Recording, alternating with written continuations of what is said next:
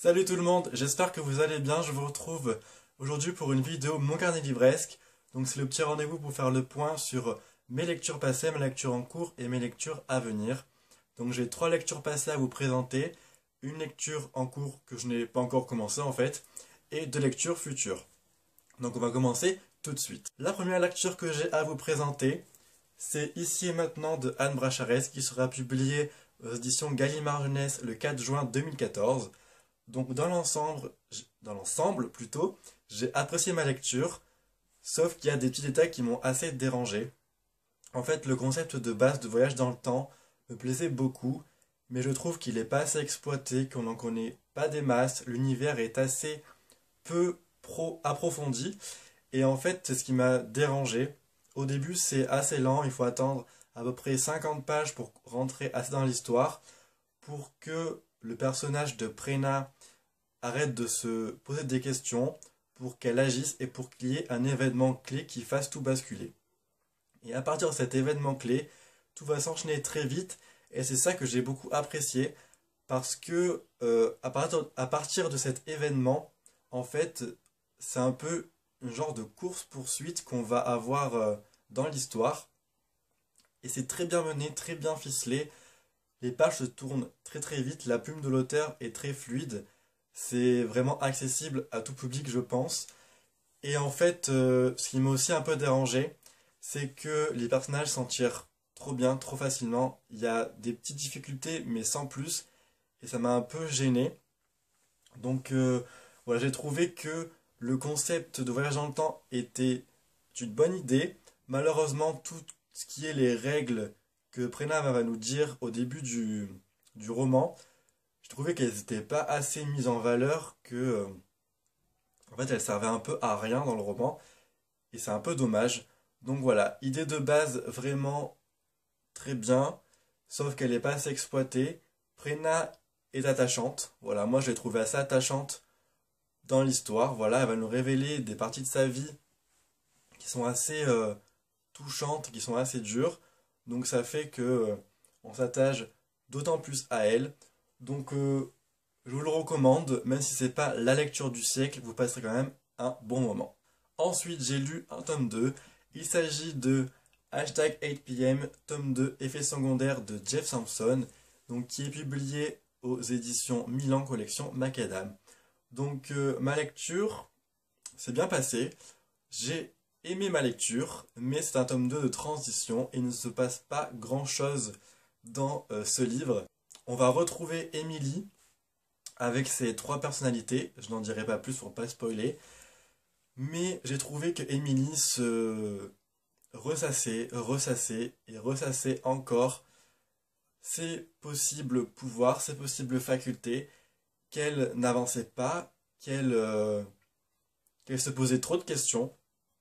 Et ça m'a beaucoup dérangé parce que il faut attendre que je dise pas de bêtises, peut-être 60 pages, 70 pages, avant qu'il y ait quelque chose d'intéressant et qu'il se passe un petit peu d'action. Voilà, j'ai trouvé que si l'auteur avait mis l'action un petit peu plus en avant, ça aurait été beaucoup mieux. Je me serais peut-être un petit peu moins ennuyé. Mais à part ça, c'est quand même une bonne suite parce qu'on va apprendre beaucoup de choses. Enfin beaucoup, tout est relatif. On va en apprendre un petit peu plus sur l'univers, un petit peu plus sur les capacités que possède Emily. Et puis on va se rendre compte qu'elle n'est pas la seule. Et la fin est juste trop intrigante, trop intéressante. J'ai envie de savoir la suite de ce roman.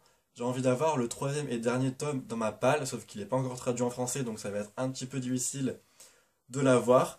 Mais en tout cas, je pense que ce tome 2 de transition va amener un tome 3 explosif, et j'espère que je ne serai pas déçu.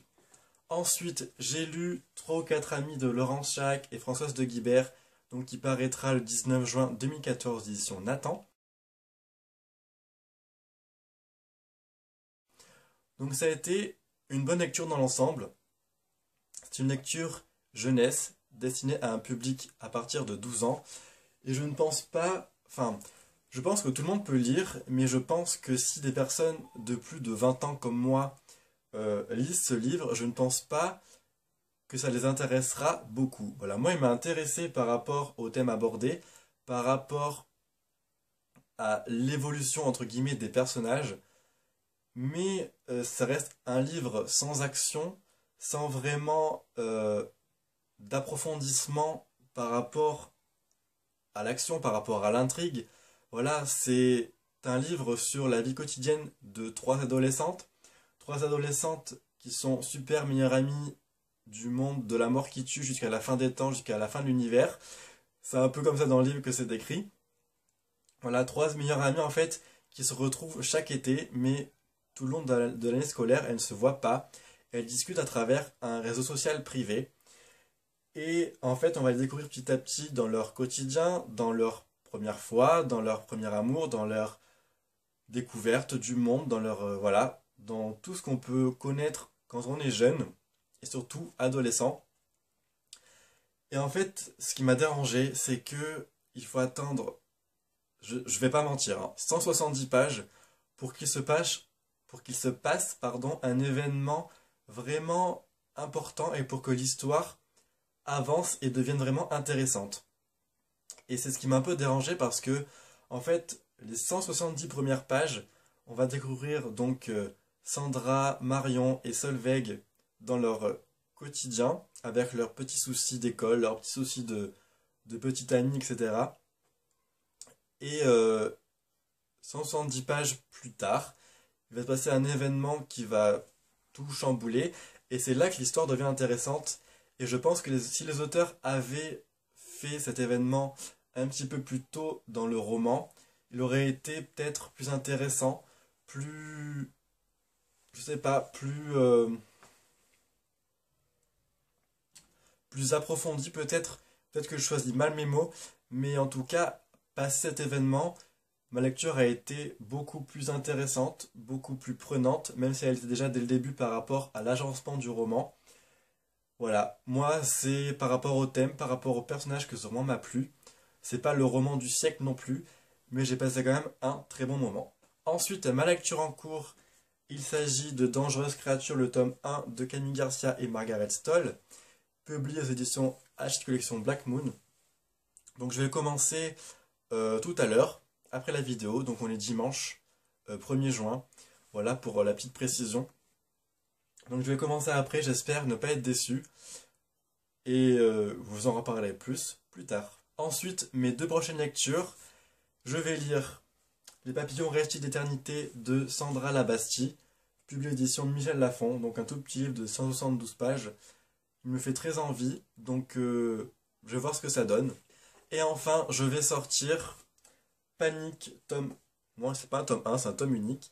Le jeu de la peur de Lorraine Oliver, donc qui a écrit aussi la saga Delirium. Je n'ai toujours pas lu le troisième tome, shame on me, mais c'est pas grave. Donc ce livre me tente beaucoup. Les avis sur la blogo américaine sont très positifs, donc hâte de voir ce que ça va donner. Voilà, c'en est fini pour cette vidéo, j'espère qu'elle vous aura plu. N'hésitez pas à commenter, ça me fera toujours plaisir, comme d'habitude, de répondre à vos commentaires. J'espère que vous avez effectué de très bonnes lectures, en tout cas je le souhaite. Prenez soin de vous, faites de belles lectures et d'agréables découvertes. Et je vous dis à très bientôt pour une nouvelle vidéo. Bye bye.